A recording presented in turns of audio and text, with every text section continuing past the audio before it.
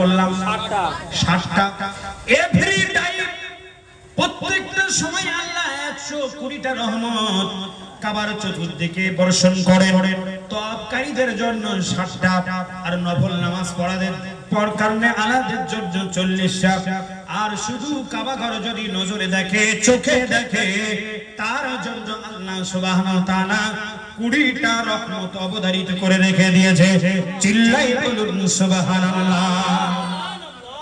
কাবা ঘর শুধু চোখে দেখবেন, তাই যখন রাত্রিতে ঘুমাবেন কাবা শরীফ দেখবেন, সিনেমা দেখবেন না। সালমান খানের সিনেমা দেখবেন না, আমির খান কি গজনী বইবার করে সেটা দেখবেন না, শাহরুখ খান কি জওয়ান বার করে দেখবেন না, দেখবেন কি কাবা ঘর। আল্লাহ সুবহানাহু ওয়া তাআলা বললেন ওই কাবা ঘর দেখার সাথে সাথে আল্লাহ 20টা রহমত আপনার প্রতি অবতীর্ণ করবেন। একটু জোরে বলুন সুবহানাল্লাহ। 120টা রহমত অবতীর্ণ হয়। তো যারা করে তাদের জন্য 60টা, আর 40টা যারা নামাজ তেলাওয়াত নামাজ পড়েন কায়েম করেন 40 আর 60 মিলে কত হয়? 100 তো নাকি? 100। আর 20টা যদি কাবা ঘর দুই নয়নে দেখবে, মহান আল্লাহ সুবহানাহু ওয়া তাআলা কাবা দেখার সাথে সাথে আল্লাহ 20টা রহমত অবতীর্ণ করবে। জোরে বলুন সেই কাবা ঘর আল্লাহ পাক তার কুদরতে কিভাবে নির্মাণ করবেন দেখবেন। আমার ভাইরা বন্ধুরা, কাবা ঘরের চতুর্দিকের সমস্ত পাথরগুলো চতুর্দিকে চলে গেল। এমত অবস্থায় নবী ইব্রাহিম আলাইহিস সালাতু ওয়াস সালামকে আল্লাহ খলিলুল্লাহ বললেন। কি বললেন? খলিলুল্লাহ। খলিল মানে আল্লাহর বন্ধু। আমার ভাইরা, ইব্রাহিম নবী আলাইহিস সালাতু ওয়াস সালাম তিনি হলেন তামাম পৃথিবীর মুসলমানদের জাতির পিতা। বিল্লাতা আবিকুম ইব্রাহিম হুয়া সাম্মাকুমুল মুসলিমিন। চিল্লাই বলুন সুবহানাল্লাহ। জোরে বলুন মারহাবা। মিল্লাতা আবিকুম ইব্রাহিম হুয়া সাম্মাকুমুল মুসলিমিন। মুসলমানদের জাতির পিতা তিনি হলেন আমার নবী ইব্রাহিম আলাইহিস সালাতু ওয়াস সালাম পয়গম্বর। পয়গম্বর প্রথম বিবাহ করলেন মিশরের একটা রাজকন্যা। মিশরের রাজা তার কন্যা নাম তার সারা। কি নাম বললাম? সারা। মিশরের রাজার কন্যা সারা। পয়গম্বর ইব্রাহিম নবী আলাইহিস সালাতু ওয়াস সালাম ওই সারাকে বিবাহ করার পরে 1 বছর নয়, 2 বছর নয়, 3 বছর নয়, প্রায় 70 বছর ধরে তার সাথে জীবন যাপন করেছেন। স্বামী স্ত্রীর ঘর সংসার করেছেন। কিন্তু আমার আল্লাহ সুবহানাহু ওয়া তাআলা সারার গর্ভে কোনো সন্তান আল্লাহ ভূমিষ্ঠ পৃথিবীতে করাননি। সারার গর্ভে একটা সন্তান আসেননি, সন্তান জন্ম নেয়নি। সারা এবার নবী ইব্রাহিমকে বলছে, পয়গম্বর ইব্রাহিম আপনাকে বলছি আপনি অন্যতরে মা হাজেরাকে আপনি বিবাহ করেন। অনেক লম্বা ঘটনা, আমি একটু সংক্ষেপ আকারে আবার নির্দিষ্ট স্থানে চলে আসছি। আমার ভাইয়েরা বন্ধুরা, হযরত মা হাজেরা আলাইহিস সালাতু ওয়াস সালামের সাথে নবী ইব্রাহিম পয়গম্বর প্রথম বিবাহ করতে চাননি।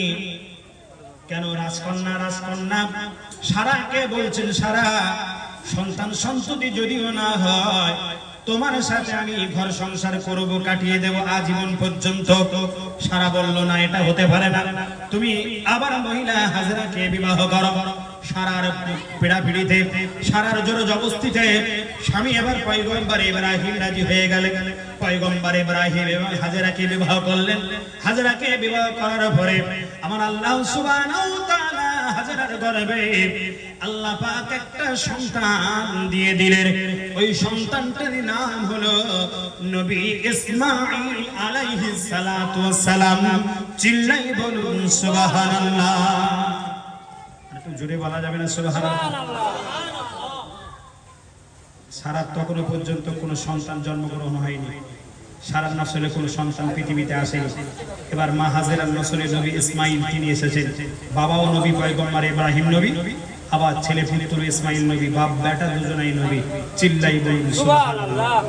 নবী ইসমাঈল আলাইহিস সালাতু ওয়াস সালাম জন্মগ্রহণ করার পরে ফুটন্ত গোলাপের পাপড়ির ন্যায় সুন্দর দেখতে, বিউটিফুল এবার যখন নবী ইব্রাহিম আলাইহিস সালাতু ওয়াস সালামের তার রেহেমে তার দিলেতে ইসমাইলের ভালোবাসা জন্ম নিচ্ছে, তখন আস্তে আস্তে আস্তে আস্তে সারা এবার হিংসা করা শুরু করছে।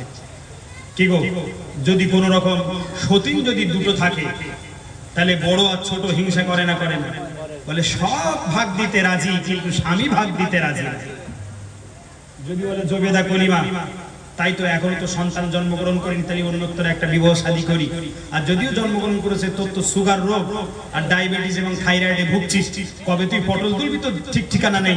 পটল তুলবি তো মিনহা খলাকনাকুম ওয়া ফিহা নুঈদুকুম ওয়া মিনহা নুখরিজুকুম তারাতান উখরা, বলে এই কলা গাছ জামতলায় গিয়ে পুঁতে দিয়ে আসবে। সেজন্য আগে থেকে একটা বিবাহ শাদী করে নেই, যার সঙ্গে এখন পরকীয়া শুরু করেছি। এখন ছেলেরা দেখবেন পরকীয়া শুরু করেছে মোবাইলে চ্যাটিং এর মাধ্যমে। আপনাদের এলাকার মেয়েরা কেউ পরকীয়া করে না, ছেলেরাও কেউ এরকম অবৈধভাবে প্রেম প্রীতি করে না। আর আমাদের এলাকার কথা বলছি, ওরা করে অবৈধভাবে। দক্ষিণ 24 পরগনা সবেদা, আবেদা, সালেহা, জাহেদা, এরা হলো মুমিনা। আল্লাহ আরো বেশি করে জাহেদা সালেহা তৈরি করুক, জোরে বলুন আমিন। নারে তাকবীর। সুলাইউদ্দিন চাচার যদি দুটো বউ থাকে, দুটো বউ যদি বাড়ি নিয়ে আসে, চুল ছেঁড়াছেড়ি হয় না? হয় না? কিছুদিন প্রথমে একটু মহব্বত থাকে, নতুন নতুন, পরবর্তী দেখবেন আবার চুল ছেঁড়াছেড়ি শুরু, আবার ভাগাভাগি শুরু। কোন কোন সময় আবার দুটো চুলো তৈরি করে দিতে হয়। এখন তো চুলো না, এখন গ্যাস।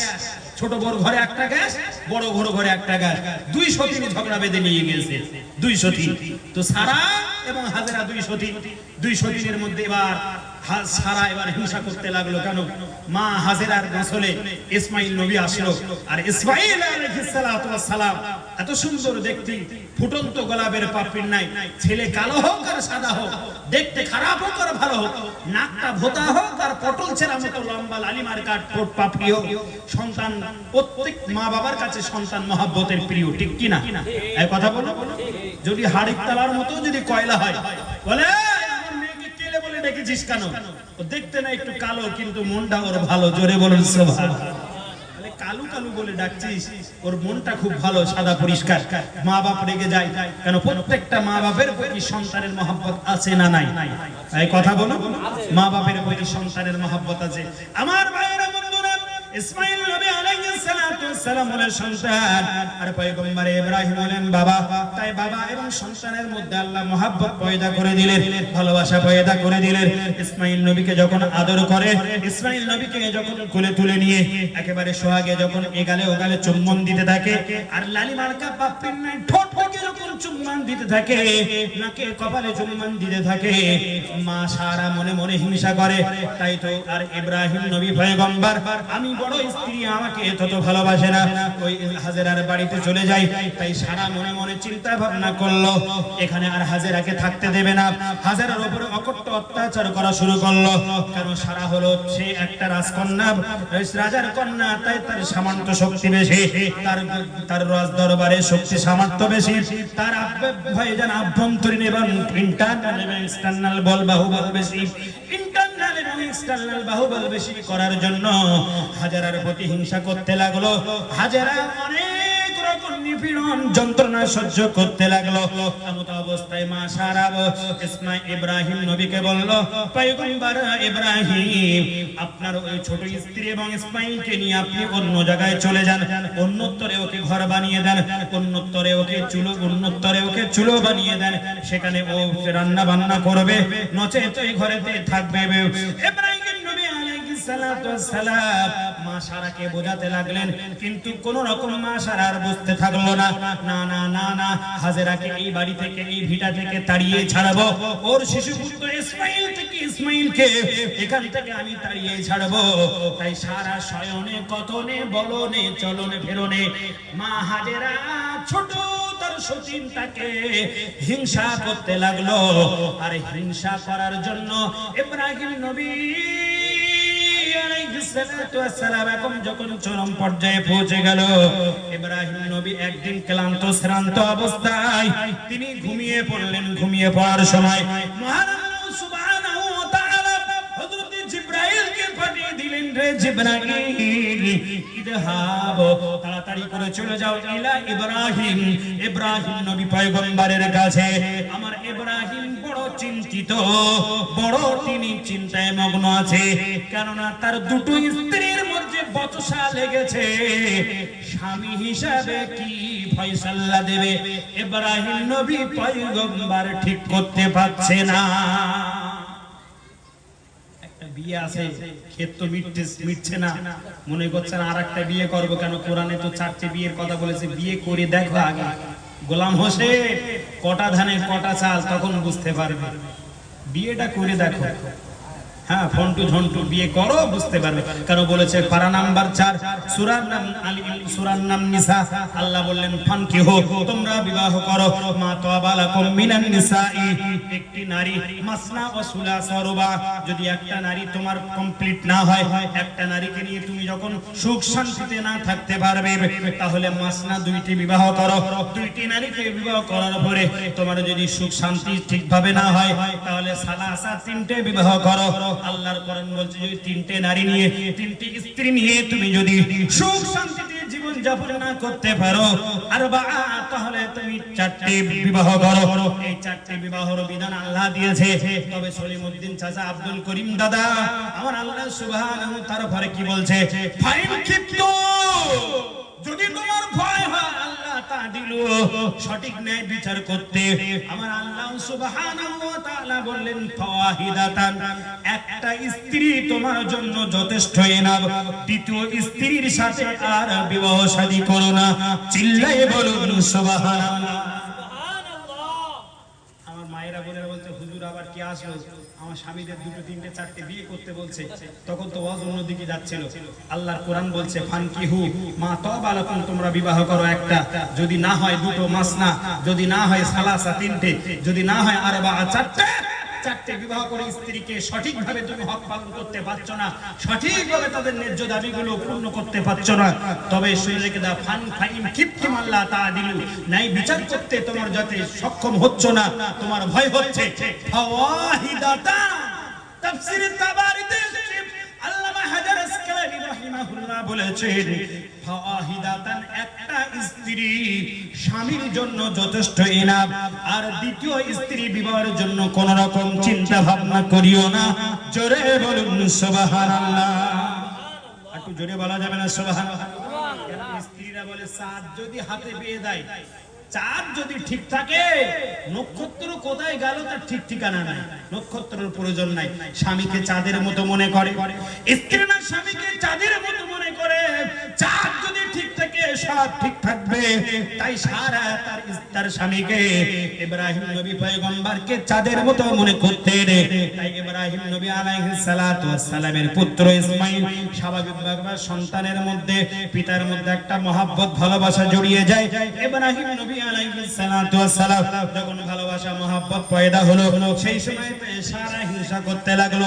সারা কখনো কখনো বলতে লাগলো, হে পয়গম্বর ইব্রাহিম, আপনি আপনার দ্বিতীয় স্ত্রী, আপনি আপনার ছোট স্ত্রী, কনিষ্ঠ স্ত্রী হাজেরাকে এবং আপনার সন্তানকে মরুভূমিতে বনবাসে রেখে আসুন, নইলে কিন্তু আমি রাজকন্যা, আমি কখনো ছেড়ে কথা বলবো না। ইব্রাহিম নবীর চিন্তা আরো বেড়ে গেল। শুয়ে আছেন এমন অবস্থা, আল্লাহ জিবরাইলকে পাঠিয়ে দিলেন, যা জিবরাইল আমার নবীর চিন্তাটাকে ভাঙিয়ে দাও। আমি আল্লাহ পাক রব্বুল আলামিন ইব্রাহিম নবীকে হুকুম দিলাম তার ওই শিশু পুত্র ইসমাঈলকে নিয়ে, ইব্রাহিমকে নিয়ে একটু বনবাসে দিয়ে আসতে বলে। বনবাস মানে সেখানে কোনো বন নেই, সেখানে কোনো পানি নেই, সেখানে কোনো পক্ষী নেই, সেখানে কোনো গাছ নেই, যেখানে কোনো তরুণলতা নেই, যেখানে কোনো আপনার সবুজ তৃণলতা জন্মগ্রহণ করেনি, সেই মরুভূমিতে একেবারে নির্জন নিশীথ মরুভূমিতে রেখে আসো, বনবাসে রেখে আসো। কাবা বাইতুল্লাহর পাশে মরুভূমিতে, নির্যাস মরুভূমিতে এবার নিয়ে যাওয়ার জন্য ইব্রাহিম নবী মনস্থ করলেন, কিন্তু মা হাজেরাকে বলছেন। আমার দক্ষিণ 24 পরগনার ভাইয়েরা, মুহতারাম সামির ইসলাম, ইব্রাহিম নবী আলাইহিস সালাতু ওয়াস সালাম তার কনিষ্ঠ স্ত্রী, তার প্রিয়তমা স্ত্রী মা হাজেরাকে বললেন, ইসমাঈলের জননী মা তনাই মা হাজেরাকে বললেন, হাজেরা এবার সুন্দরতম ড্রেস পরে নাও, এবার তুমি ওযু আজা করে নিয়ে পবিত্র অবস্থায় তুমি তোমার শাড়ি চুড়ি পরে নিয়ে তুমি একেবারে রেডি হয়ে যাও। আর কিছু তোমার শাড়ি চুড়ি দিয়ে তুমি একটা পুটলা পুটলি তৈরি করো, তোমার মাল সামানগুলো তৈরি করে নাও, রেডি করে নাও। হাজেরা তোমাকে অন্য অন্যত্তরে নিয়ে যাব। মা হাজেরাকে সেই সময় বলেননি কোথায় নিয়ে যাব, স্বামী বলেছেন অন্যত্তরে তোমাকে রেখে আসবো। কেন? তোমাদের মধ্যে বনি বানান নেই, 200 দিনের মধ্যে শুধু ঝামেলা, 200 দিনের মধ্যে শুধু কথা কাটাকাটি, 200 দিনের মধ্যে এমন রকম মনে অন্তঃকরণে কি রকম দাগ কাটছে। তাই মা হাজেরা তোমাকে রেখে আসবো অন্যত্তরে। আল্লাহ পাক রব্বুল আলামিনের পয়গম্বর ইব্রাহিম নবী আলাইহিস সালাতু ওয়াস সালাম তার শিশু পুত্র সহ অর্ধাঙ্গিনী স্ত্রী, কনিষ্ঠ স্ত্রী, ছোট স্ত্রী মা হাজেরাকে নিয়ে উটের পিঠে উঠে একদিন নয়, 2 দিন নয়, কয়েকটা দিন অতিক্রম করে ওই প্যালেস্টাইন জেরুজালেম থেকে তিনি উঠে আস্তে আস্তে আস্তে আস্তে আস্তে আস্তে মক্কা মরুভূমিতে পৌঁছে গেলে। মক্কা মরুভূমিতে পৌঁছে গেলে মা হাজেরাকে উটের পিঠ থেকে নামতে বললেন। হাজেরা নামো। ইসমাইলকে নামিয়ে দিলেন। ইসমাইলকে নামিয়ে দিলে মা হাজেরা ওখানে নেমে পড়লেন। এমন অবস্থায় মা হাজেরা বলছে, হে পয়গম্বর ইব্রাহিম, আপনি আমাকে এই বনবাসে দিয়ে যাচ্ছেন, নির্জন নিথর মরুভূমিতে, গাছ নেই, পালা নেই, পক্ষী নেই, পানি নেই, এখানে রেখে যাচ্ছেন কার উদ্দেশ্যে? হযরত ইব্রাহিম বলেছিলেন আমি লিল্লাহি, আল্লাহর উদ্দেশ্যে রেখে যাচ্ছি। জোরে বলুন সুবহানাল্লাহ। আর একটু জোরে বলা যাবে না? নমরুদের দলে হবেন না ইব্রাহিমের দলে হবেন? ইউ হ্যাভ চয়েস, চয়েসটা আপনার, কার দলে আপনি হবেন। হযরত ইব্রাহিম নবী আলাইহিস সালাতু ওয়াস সালাম এবার স্ত্রী হাজেরাকে আর শিশু পুত্র তয়ন কলিজার টুকরা ওই বৃদ্ধ বয়সে ইসমাইল নবী আলাইহিস সালাতু ওয়াস সালাম কি নির্জন নিথর মরুভূমিতে রেখে যাবার সময়তে একটা পুটলি দিলেন। ইব্রাহিম নবী আলাইহিস সালাতু ওয়াস সালাম ওই পুটলিটা দিলেন। মা হাজেরা ওই পুটলিটা গ্রহণ করলেন। ওই পুটলিটা কয়েকটা খেজুর ছিল এবং 1 মস্ক পানি ছিল। 1 মস্ক পানি নিয়ে এবং একটা পুটলি খেজুরি নিয়ে কয়েকটা খেজুর নিয়ে ইব্রাহিম নবী আলাইহিস সালাতু ওয়াস সালাম এবং মা হাজেরাকে বলছে, মা হাজেরা এবার আমাকে বিদায় দাও, এবার আমাকে বিদায় দাও, আমি ফিলিস্তিনিতে চলে যাব, মা সারার নিকটে চলে যাব। রাজকন্যার কন্যা মা সারার নিকটে ফিলিস্তিনের দেশে উদ্দেশ্যে রওনা দেব। হযরত হাজেরা বললেন, হে পয়গম্বর ইব্রাহিম নবী, আপনি আপনার উদ্দেশ্য রেখে যান না, আপনি আল্লাহর উদ্দেশ্যে এই মরুভূমিতে আমাকে রেখে যাচ্ছেন। আমার বিন্দু মাত্র কোনো দুঃখ নেই, আপনি আল্লাহর নিকটে দোয়া করুন। আমি হাজেরা আপনার ওই দুয়ার সঙ্গে আমিন আমিন বলি। আমার আল্লাহ যেন ওই দুয়াকে কবুল করে নেন। জোরে বলুন সুবহানাল্লাহ। হযরত ইব্রাহিম নবী তিনি দোয়া করেছিলেন, রব্বানা জাআলনা মুসলিমাইন লাকা ওয়া মিন যুররিয়াতিনা। আমার আল্লাহ এই দোয়াটা কমপ্লিট কোরআন শরীফের মধ্যে লিপিবদ্ধ করে দিলেন। জোরে বলুন সুবহানাল্লাহ। ইব্রাহিম নবী দোয়া করছেন, চোখ দিয়ে টপ টপ টপ টপ করে পানি পড়ছে, চোখ দিয়ে অশ্রু নয়ন ঝরছেন। ইব্রাহিম নবী কাঁদে, মা হাজেরা কাঁদে। ছোট্ট ইসমাইল ফেলফেল করে দেখে, একবার আব্বুর দিকে চেয়ে আছে, একবার আম্মুর দিকে চেয়ে আছে, কিন্তু কিছু বলতে পারে না। সে তো বোঝে না অবশ। একবার আব্বুর দিকে চেয়ে আছে, একবার হাজেরার দিকে, আব্বুর দিকে চেয়ে আছে, একবার ইব্রাহিম নবী পিতার দিকে চেয়ে আছে। ইব্রাহিম নবী কাঁদে এবং মা হাজেরাও কাঁদে, ইব্রাহিম নবীও কাঁদে। এমত অবস্থায় ইব্রাহিম নবী আলাইহিস সালাতু ওয়াস সালাম চোখ মুছতে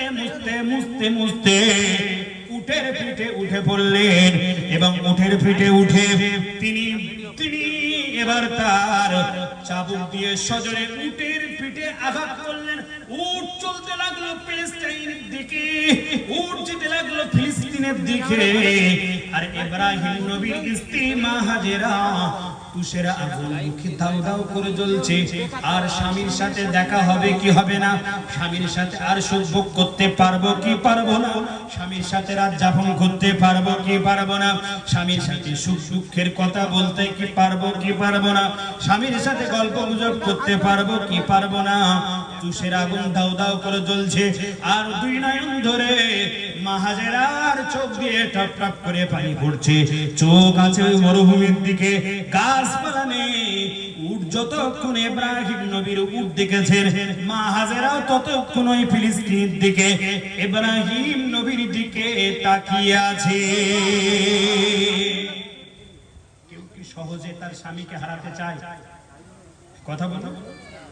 মেয়েদের প্রশ্ন করলে মেয়েরা বলতে পারতেন স্বামীরা সহজে হারাতে চায় না। আপনারা ঠিক করেছেন যে মাঝখান থেকে একটা পর্দা দিয়েছে। দক্ষিণ 24 পরগনা সহ আসামে এবং মেদিনীপুরে অনেকটা মেহফিলে গিয়ে দেখলাম ছেলেরা যে প্যান্ডেলে, মেয়েরাও সেই প্যান্ডেল। মুর্শিদাবাদে প্রথম দেখলাম এরকম সর্বনাশের দশা। আমি বললাম মাঝখানে একটা আপনার সামিয়ানা টাঙিয়ে দিন, একটা কাপড় টাঙিয়ে দিন, পর্দা করে দিন। যদি পর্দা করেন তাহলে মেহফিল করবো না, তো মেহফিল করবো। তা আপনারা কত সুন্দর মেয়েদের আলাদা পর্দার ব্যবস্থা করেছেন।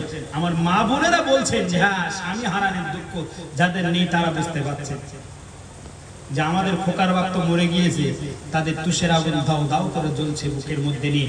সেই বুকের মধ্যে দিয়ে দুঃখ নিবারণ নিয়ে সহ্য করে সংসারটা কোন রকম মিটমিট করে চালিয়ে যাচ্ছে। আমার ভাইরা, হযরত নবী ইব্রাহিমের স্ত্রী হযরত হাজেরা আলাইহিস সালাতু ওয়াস সালাম শিশু পুত্র ইসমাঈলকে নিয়ে এবার ওই মরুভূমি নির্জন বনবাসে বসতি স্থাপন করবেন। এবার তারা বাস করবেন। কাছে একটা চাদর ছিল, সেই চাদরটা মরুভূমির উপরে বিছিয়ে দিলেন এবং শিশু পুত্র ইসমাঈলকে নিয়ে মা হাজেরা ওর চাদরের উপরে নামাজ পড়তে লাগলেন এবং খাওয়ার টাইম হলে খেজুর খাচ্ছেন এবং পানি খাচ্ছেন। স্ত্রী মা হাজেরা শিশু পুত্র ইসমাঈলের মুখে পানি তুলে দেয়, পুত্র ইসমাঈলের মুখে পানি তুলে দেয়, খেজুর তুলে দেয়। একদিন চলে যায়, 2 দিন চলে যায়, 3 দিন চলে যায়। 3 দিন যাওয়ার পরে মা হাজেরার কাছে গুচ্ছিত যত খেজুর ছিল আর একটা দানা খেজুর পর্যন্ত বাকি রইল না। কিছু খেজুর ছিল 1 দিন 2 দিন 3 দিন খেতে খেজুরগুলো ফুরিয়ে গেল। আর 1 মশক পানি ছিল, সেই মশকের পানি ফুরিয়ে গেল। 1 মশক পানি কতদিন যায়? তাও তো মরুভূমি। এই যে গরমকালে আপনারা পানি বেশি খাচ্ছেন না কম খাচ্ছেন? বেশি খাচ্ছেন না কম খাচ্ছেন? পানি বেশি খাবেন। যদি আপনার ওয়েট থাকে 80 কেজি, সায়েন্স এবং আমার কোরআন হাদিস বলছে, তাহলে আপনার 4 লিটার পানি পান করতে হবে। কত লিটার বললাম? মেয়েরা মায়েরা আপনাদের বেশি ডায়াবেটিস হয়, থাইরয়েড হয়, একটু শুনুন। যদি 80 কেজি আপনার ওয়েট হয়, ওভার ওয়েট হয়, তাহলে 80 কেজির জন্য আপনাকে 4 লিটার পানি খেতে হবে। পার 20 কেজিতে 1 লিটার করে। তাহলে 80 কেজি যদি হয় তাহলে কত? 4 20 80। তাহলে আপনার 4 লিটার পানি পান করতে হবে। সেইভাবে যদি 60 কেজি ওজন হয় তা 3 লিটার পানি পান করতে হবে। আর যদি গরমকাল হয়, গরমকালে আমাদের গায়ের থেকে ঘাম বার হয় না? টক্সিন গুলো সব বার হয়ে যায়, দেখবেন পেশাব গুলো হলুদ হয়ে যায়, পেশাব আর হয় না, মানে ইউরিন হয় না। আমার ভাইয়েরা বন্ধুরা, উত্তপ্ত মরুভূমি বর্তমান 45 ডিগ্রি সেলসিয়াস। বিজ্ঞান বলছে আগামীতে 50 ডিগ্রি সেলসিয়াস আসবে, 50 আসবে। 45 পার করে 50-এর ক্রসে যাবে। আর মরুভূমিতে 50 পার করে 60 ডিগ্রি পার করে, আর অনেক ডিগ্রি তাপমাত্রা এগিয়ে গিয়ে মরুভূমিতে গাগুলো শুকিয়ে যাচ্ছে, গায়ে 1 ফোঁটার রস নেই। 3 দিন যাবত তার খেজুরগুলো ফুরিয়ে গেল, 1 মশক পানি ফুরিয়ে গেল, মরুভূমিতে আর 1 ফোঁটা পানি সেখানে নেই। চতুর্দিকে মরুভূমি আর মরুভূমি। কি করবেন? এবং মা হাজেরা তার শিশু পুত্রকে নিয়ে কোথায় যাবেন? পানি পান করবেন। মরুভূমির কোনো দিকে পানি পাচ্ছেন না, পাহাড়ের উপর থাকা। এবার মা হাজেরা দেখতে পেলেন 2টি পাহাড় আছে, যেখানে বসে আছেন মাঝখানে বসে আছেন।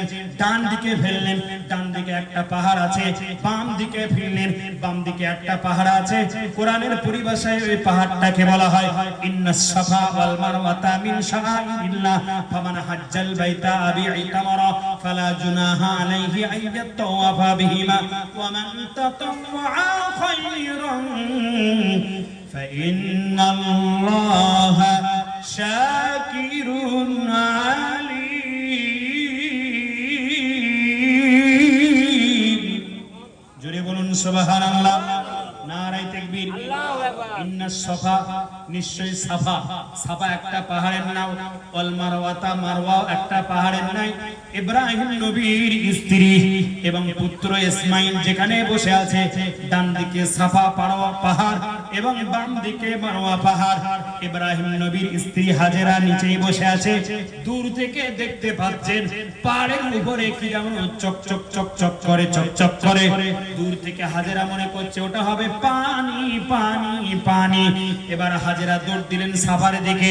কেন সে ছেলে সন্তান পানি, পানি, পানি, পানি করে চিল্লায়, বুক শুকিয়ে যায়। মা হাজেরা তার বুকে যে স্তন আছে, স্তন দুটো টিপলে কিন্তু এক ফোঁটা দুধ মা হাজেরার স্তন থেকে বাইর হয় না। কেন? পানি না খেয়ে বুক শুকিয়ে গেছে, স্তনের এক ফোঁটা দুধ নাই। পুত্র সন্তান ইসমাইলকে কি খাওয়াবে? ইসমাইল নবীকে কি পান করাইবে? এমত অবস্থায় মা হাজেরা দুঃখ দুর্দশা অবস্থায় সাফা পাহাড়ের দিকে ফিরলেন। সাফা পাহাড়টা চকচক চকচক করছে। মা হাজেরা মনে করছেন ওটাই হয়তো হবে পানি। হাজেরা এবার ছুটে দৌড়ে গেলেন, সাফা পাহাড়ে উঠে গেলেন। সাফা পাহাড়ে গিয়ে দেখলেন না, ওটা তো পানি নয়, সূর্যের আকাশের সূর্যের আলো। সূর্যের আলো আকাশ থেকে নির্গিত দিচ্ছে, সূর্যের কিরণ মরুভূমির উপরে পড়ছে। তাই মরুভূমির বালিগুলো চিকচিক চিকচিক চিকচিক চিকচিক করছে। মা হাজেরা মনে করছে ওটা যেন পানি, কিন্তু ওটা পানি নাই, ওটা হলো মরিচিকা মরুভূমি। মা হাজেরা যখন আবার গেলেন মারওয়া সাফা পাহাড়ে, মারওয়া পাহাড় থেকে নজর করলেন, মারওয়া পাহাড়ে আবার পানি দেখতে পেলেন। আমার ভাইরা বন্ধুরা, কেন আপনাদেরকে একটু ইমানি মজবুত করার জন্য কোরআন এবং হাদিস থেকে থিওরি অনুযায়ী আপনাদের কাছে তাফসীর পেশ করছি। মা হাজেরা আলাইহিস সালাতু ওয়াস সালাম এবার মারওয়া পাহাড়ের দিকে তাকিয়ে রইলেন। আমার বন্ধুরা ভাইরা মারওয়া পাহাড়ের দিকে দেখতে লাগলেন, ওখানে পাহাড়ের উপরে চিকচিক চিকচিক চিকচিক করছে। মা হাজেরা এবার দৌড়ে মারওয়া পাহাড়ে উঠলেন, দেখতে পেলেন না না, ওটাও মরুভূমি, মরুচিকা বালি, ওটাও সূর্যের আলো, সূর্যের তাপ পড়ছে, তাই মরুভূমির বালিটা চকচক চকচক করছে। ওটাও পানি নয়, পানি নাই। আবার ইব্রাহিম নবীর স্ত্রী, ইসমাইল নবীর আম্মু মা হাজেরা আবার সাফা পাহাড়ের দিকে তাকায়, মনে করছে সাফা পাহাড়ে আবার পানি দেখতে পাওয়া যায়। আবার সাফা পাহাড়ের দিকে চলে গেল। আবার সাফা পাহাড়ে যখন যায়, মারওয়া পাহাড়ের দিকে তাকায়, মারওয়া পাহাড়ে আবার দেখছেন যেন পানি পাওয়া যাচ্ছে। মা হাজেরা আবার মারওয়া পাহাড়ের দিকে চলে গেল। এবার একবার সাফা, একবার মারওয়া, একবার সাফা, একবার মারওয়া, একবার সাফা, একবার মারওয়া, এইভাবে 7টা চক্কর দিলেন, 7বার সাই করলেন। আরবিতে যাকে সাই বলা হয়, আমার ভাইজানেরা বাংলায় যাকে দৌড়ে দৌড়ে যাওয়া বলা হয়, ওই দৌড়ে দৌড়ে ডিঙিয়ে ডিঙিয়ে গেলেন মা হাজেরা। কেন? শিশু পুত্র সন্তান, মা জননী তার পুত্র সন্তানকে সবচাইতে বেশি ভালোবাসে। মা জননী 10 মাস 10 দিন পুত্র সন্তানকে কোলে রেখেছিলেন। আবার মা জননী আবার পৃথিবীতে একাই তিনি ডেলিভারির কাজে গিয়ে, স্বামী থাকে না, ডক্টর সেখানে থাকে না, একাই তিনি ডেলিভারির কাজে গিয়ে মা জননীর ক্ষমতা প্রয়োগ করে সন্তানকে পৃথিবীতে ভূমিষ্ঠ করিয়ে দেয়। মা জননী তারপরে ক্ষান্ত হয় না। হামলুহু ফিসালুহু সালাসুনা শাহরা। আল্লাহ পাক সূরা লোকমানের মধ্যে উল্লেখ করলেন, ওই মা জননী তার বুকের দুধটাকে, তার সন্তানকে প্রায় 2.5 বছর ধরে খাওয়ায়। জোরে চিল্লায় বলুন সুবহানাল্লাহ। কতদিন ধরে খাওয়ায়? মায়ের একটা সন্তান প্রসব করতে 3 জায়গায় বেশি কষ্ট হয়। 1 নম্বরে মা যখন তার সন্তানকে পেটে ধারণ করে রাখে, মা যখন অন্তঃসত্ত্বা থাকে, প্রেগন্যান্ট থাকে, তখন মায়ের কষ্ট হয় না? হয় না? এই কথা বলুন। আপনারা বুঝতে পারবেন না, আপনারা তো ছেলে মেয়েদের জিজ্ঞাসা করুন, আপনারা কি বুঝবেন সে কষ্ট। বিজ্ঞান বলছে ওই মায়ের ছোট্ট একটা পেটে বাচ্চা মনে করে বিশাল একটা ফুটবল খেলার মাঠ। যেহেতু পিতামাতা সম্পর্কে কোরআন এবং হাদিস আপনাদের কাছে রাখেন, তাহলে টপিকসটা ওদিকে ঘুরে যাবে। আমি মসজিদের কথা বলছিলাম, কেন আপনাদের মসজিদে উন্নতি কল্পে মেহাবি, তাই টপিকসটা কোরআন হাদিস সেই দিকে আপনাদের কাছে চয়ন করে রেখেছি। আমার ভাইয়েরা একটুখানি আপনাদেরকে শুনিয়ে দেয়। বিজ্ঞান বলছে যখন সন্তান পৃথিবীতে নয়, মায়ের পরদেশে থাকে, মায়ের পৃষ্ঠদেশে থাকে, মায়ের ওই উদরের মধ্যে থাকে, সন্তান তখন মনে করে মায়ের উদরটা, মায়ের পেটটা একটা বিশাল ফুটবল খেলার মাঠ। বাইসন ভুটিয়া যেমন ফুটবল খেলার মাঠে ফুটবলে লাথি মারে না, লাথি মেরে গোল দেয়, মায়ের পেটে সন্তান সেবার মায়ের পেটে এইভাবে লাথি মারে। ওই লাথিটা মায়ের অন্য কোথাও গিয়ে লাগে না, মা জননীর লাঞ্চে গিয়ে লাগে। অনেক লাঞ্চ পেটে মারা যায় না, মায়ের লাঞ্চে গিয়ে সজোরে আঘাত লাগে। মা কিন্তু আহা এত কষ্ট সহ্য করেও পৃথিবীতে কখনো কারোর সাথে বলেনি আমার পেটে সন্তান রয়েছে তাই আমার বড় কষ্ট হচ্ছে বা আমি অসন্তুষ্ট। মা আরো সব সময়ের জন্য সন্তান যদি নড়ে, মা যখন বুঝতে পায়, মা তত বেশি খুশি হয়ে যায়, কেন মা মনে করে সন্তান আমার পেটেতে বেঁচে আছে। জোরে বলুন সুবহানাল্লাহ। তাহলে এক নাম্বার কষ্ট হয় মায়ের, যেখানে সেখানে বাপের কষ্ট হয় না, কেন বাপ তো আর পেটে রাখে না, মায় পেটে রাখে। মায়ের এক নাম্বার কষ্ট সন্তান পেটে রাখে। দু নাম্বার মায়ের যখন ডেলিভারিতে নিয়ে যাওয়া হয়, কেউ বা নার্সিং হোমে, কেউ বা হসপিটালে, কেউ বা বাড়িতে নিয়ে যায়, মায়ের ওই 41টা নাড়ি ছিঁড়ে যখন সন্তান ভূমিষ্ঠ হয়, মায়ের যে কষ্ট, মায়ের যে যন্ত্রণা, পৃথিবীর অন্য কানো মানুষ আর বুঝতে পারে না। মা জননীর চোখ দিয়ে তখন পানি ঝরে, কিন্তু মুখে হাসি দেখতে পাওয়া যায়। কষ্ট চোখ দিয়ে পানি পড়তে থাকে, কিন্তু মুখটা হাস্যবর্ণ থাকে। আর ছেলে যদি বাচ্চা কাঁদে, মা তখন হাসে, কেন বাচ্চা যখন কেঁদেছে, মা তখন মনে করে আমার সন্তান বেঁচে আছে। দু নাম্বার বললাম। তিন নাম্বার, যখন আপনি পৃথিবীতে ভূমিষ্ঠ হলেন, আপনার সেই দিনে কোনো খাবার ছিল না, আমার আল্লাহ মায়ের পেটের মধ্য থেকে, মায়ের বুকের মধ্য থেকে এত সুন্দর অ্যান্টিবায়োটিক, ক্যালসিয়াম, ম্যাগনেসিয়াম এবং জিঙ্ক যুক্ত মিনারেলস ওয়াটার আপনার গালের মধ্যে ঢুকিয়ে দেয়। চিল্লাই বলুন সুবহানাল্লাহ। ওটা হলো মায়ের দুধ। মা হাজেরার বুকে আর দুধ নাই, হাজেরা ছটফট ছটফট করছে, যদি দুধ থাকতো আমার বেটা ক্যালসিয়াম যুক্ত দুধ আমার বেটাকে খাওয়াতাম, আমার বেটা ওই দুধ খেয়ে স্ত্রী থাকতে পারতো, ক্ষুধা নিবারণ করতে পারতো, পিপাসার্ত অবস্থায় পিপাসা নিবারণ করতে পারতো। কিন্তু না না না, 7 বার আমি একবার সাফা একবার মারওয়া ছোটাছুটি করলাম, কিন্তু কোথাও পারি পাওয়া গেল না। মা হাজেরা এবার অবশেষে ক্লান্ত শ্রান্ত দেহ নিয়ে কষ্ট করে দৌড়ে দৌড়ে সাফা পাহাড়ে উঠলেন, মারওয়া পাহাড়ে উঠলেন, সাফা থেকে নামলেন, মারওয়া পাহাড়ে উঠলেন, মারওয়া থেকে নামলেন, আবার সন্তানের কাছে যাচ্ছেন। সন্তানের কাছে গিয়ে এবার সন্তানের মুখটা শুকিয়ে গেল। সন্তান আমার গা হাত পা যখন এভাবে এইভাবে কাট কাট করছে, পা দুটো একেবারে সমান হয়ে গেল, হাত দুটো সমান হয়ে গেল, হাত পা খিচুনি খাচ্ছে। এমত অবস্থায় ইব্রাহিম নবীর স্ত্রী মা হাজেরা, তখন তো টেলিফোনের যুগ ছিল না, ইব্রাহিম নবী মা হাজেরার কাছে টেলিফোন করবে, এরকম টেলিফোনের কোনো যুগ ছিল না। কিন্তু আমার আল্লাহর নবী পয়গম্বর ইব্রাহিম নবী বাড়িতে বসে নামাজ পড়তে পড়তে আল্লাহর কাছে দোয়া চাইলেন, আল্লাহ আমার স্ত্রী হাজেরা, আমার সন্তান ইসমাইলকে আপনি হেফাজত করুন। চিল্লাই বলুন সুবহানাল্লাহ। ইব্রাহিম নবী কল দিলেন, ফোন করলেন, আল্লাহ রিসিভ করলেন, রিসিভ করে আল্লাহ কিভাবে আবার হাজেরার কাছে ফিরিয়ে দিচ্ছেন।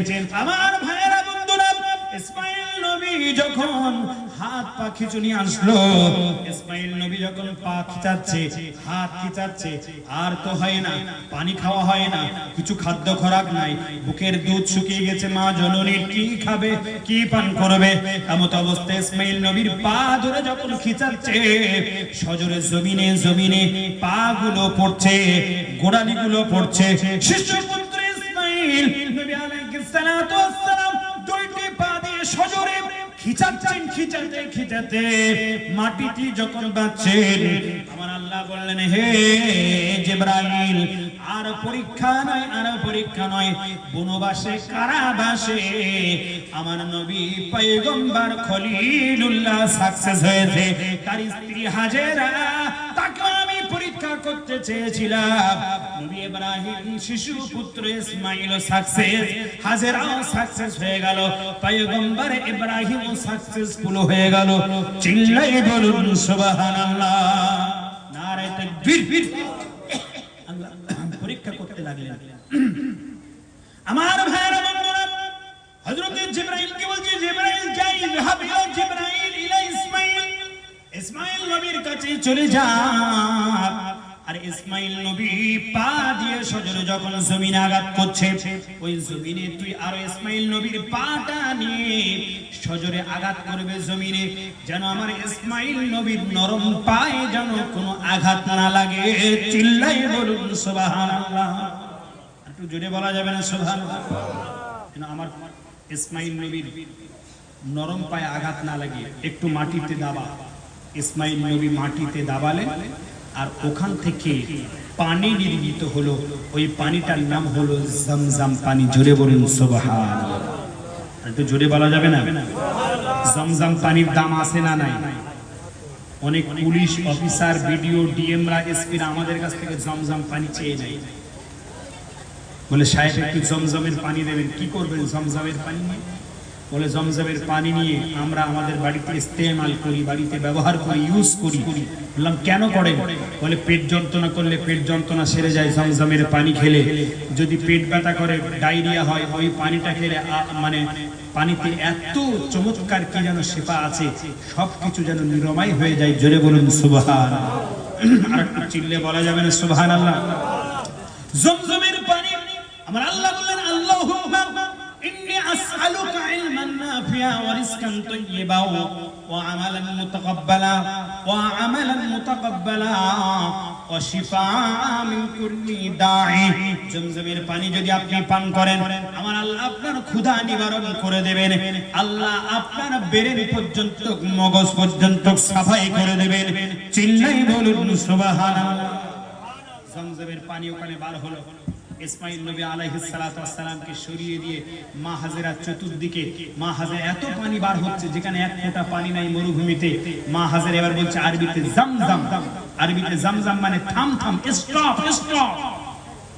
ওই যে মা হাজেরা জামজাম বলেছিল, সেখান থেকে না আজ পর্যন্ত ওই পানির নাম হলো জামজাম। ঠিক কি না? জামজাম মাউন, জামজাম ওয়াটার। সেই পানিটা আপনাদের খেতে ইচ্ছা হয় না? হয় না? অনেক আপনারা পান করেছেন, করবেন। জমজমের পানি দাঁড়িয়ে পান করবেন। দুটো পানি দাঁড়িয়ে পান করতে হয়। একটা হলো ওযুর অবশিষ্ট পানি, মাওলানা সাহেব আছে জিজ্ঞাসা করবেন, ওযু করার পরে অবশিষ্ট পানি যদি হয়, সেই পানিটা খাওয়ার যদি উপযোগী হয়, ওটা আপনি দাঁড়িয়ে পান করবেন। আর এই জমজমের পানি দাঁড়িয়ে পান করবেন। আর অন্য যে পানিগুলো আমরা খাই, ওটা দাঁড়িয়ে ঘোড়ার মতো যদি দাঁড়িয়ে পান করেন, তাহলে আপনার ডায়াবেটিস, সুগার বেড়ে যাবে, আর আপনার কিডনির প্রবলেম হবে, আপনার গ্যাস, অ্যাসিডিটি জোরে বেড়ে যাবে। কারণ দাঁড়িয়ে পান করলে গলার থেকে যে পানিটা সজোরে নির্গিত হয়, ওটা আপনার ফুসফুসে এসে লাগে, আর ফুসফুসে আসার পরে সেখান থেকে গ্যাস, অ্যাসিডিটি তৈরি হয়। তাই হু হা করে আমরা ঢেকুর তুলি। সেজন্য পানি বসে পান করবেন। হযরতে আবু বকর সিদ্দিক রাদিয়াল্লাহু তাআলা আনহু মিশকাত শরীফের একটি হাদিসে বর্ণনা করেছেন, যদি কোনো ব্যক্তি পানি যদি দাঁড়িয়েও পান করে ভুলবশত ভাবে, তাহলে সে যেন গলায় আঙুল দিয়ে যেন বমি করে ফেলে। আর আমরা তো সবসময় ঘোড়ার মতো দাঁড়িয়ে পান করে ঘোড়া, দাঁড়িয়ে পান করে কুকুর, দাঁড়িয়ে পান করে ছাগল, দাঁড়িয়ে পান করে গরু। আমরা কি ঘোড়া, কুকুর আর গরু নাকি? আমরা কি জন্তু জানোয়ার নাকি? আমাদের আল্লাহ মানুষ বানিয়েছে, তাই আমরা ওই জন্তু জানোয়ার মতো দাঁড়িয়ে পানি পান করব না। আজ থেকে আমরা বসে পান করব। ওয়াজ কি নেবেন তা আমি জানি না। একটা যদি রাসূলের হাদিস আপনি শুনেন, রাসূলুল্লাহ হাদিসে বলছেন বসে পান করবেন, এটা যদি আপনি আমল করেন, ইনশাআল্লাহ আমি কথা দিয়ে গেলাম, রাসূলুল্লাহর কথা প্রত্যেকটা কার্যকরী। রাসূল যেটা বলেছেন সেটা আমাদের মানতে হবে। কোরআন বলছে মা আতাকুমুর রাসূলু ফাখুযুহু ওয়া মা নাহাকুম আনহু ফান্তাহু। আমার আল্লাহর রাসূল যেটা বলে সেটা তোমরা মেনে নাও, অ্যাকসেপ্ট করো। ওয়া মা নাহাকুম আনহু ফান্তাহু। রাসূলুল্লাহ যেটা নিষেধ করবে সেটা তোমরা বর্জন করো, অ্যাভয়েড করো। জোরে বলুন সুবহানাল্লাহ। রাসূলের কথা অনুযায়ী যদি আপনি অ্যাকসেপ্ট করে পানিটা বসে পান করেন, আল্লাহ আপনার গ্যাস অ্যাসিডিটিটা, গ্যাস হওয়াটা আল্লাহ বন্ধ করে দেবেন। জোরে বলুন সুবহানাল্লাহ। আর যদি বলেন ভাইজান জ্যান্ত জানোয়ারের মতো আমি দাঁড়িয়ে পান করব, তাহলে বেঁচে থাকার আগ পর্যন্ত গ্যাস্ট্রিক, অ্যাসিড, গ্যাস, একবার ইনো খাবেন, একবার প্যান্ডি, একবার 440, বিভিন্ন রকম আপনার খেতে হবে, অসুবিধা নাই। ওষুধ খেতে খেতে একটা অর্গান শেষ হয়ে যাবে। আমার আল্লাহর হাবিব বিশ্বনবী প্রিয় নবী সাল্লাল্লাহু আলাইহি ওয়াসাল্লাম বলেছেন জমজমের পানি তুমি দাঁড়িয়ে পান করবে। আমার ভাইয়েরা বন্ধুরা, এবার একটু আপনাদেরকে এগিয়ে নিয়ে যাই। যে কাবা ঘরের কথা বলছিলাম, ওই কাবা ঘরের যখন তৈরি হয়নি, জমজম পানি এখন শুধু জমজম পানি আছে, আর মরুভূমিতে ইব্রাহিম নবী আছে, ইব্রাহিম নবী স্ত্রী মা হাজেরা আছে এবং শিশুপুত্র ইসমাইল। আমার বন্ধুরা ভাইয়েরা, হাজেরা আছে, ইসমাইল আছে, আর জমজমের পানি আছে, আর ওইখানে কেউ নেই। ইব্রাহিম নবী দোয়া করেছিলেন, আল্লাহ এই নির্জন মরুভূমি